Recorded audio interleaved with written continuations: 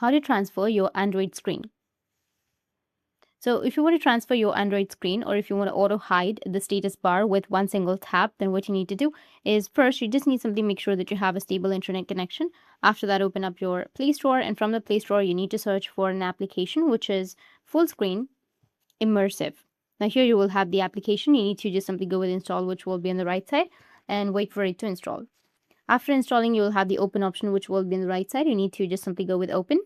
Now tap on next, which will be on the bottom, and then go with I agree and allow the system overlay and push notifications. Now under display over other apps, you need to just simply go and toggle the option on to scroll down and then find full screen mode right here.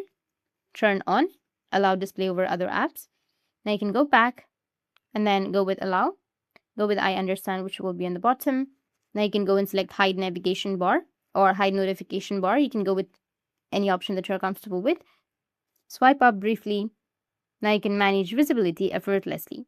That's it. And if you have any questions, feel free to comment below. Thanks for watching.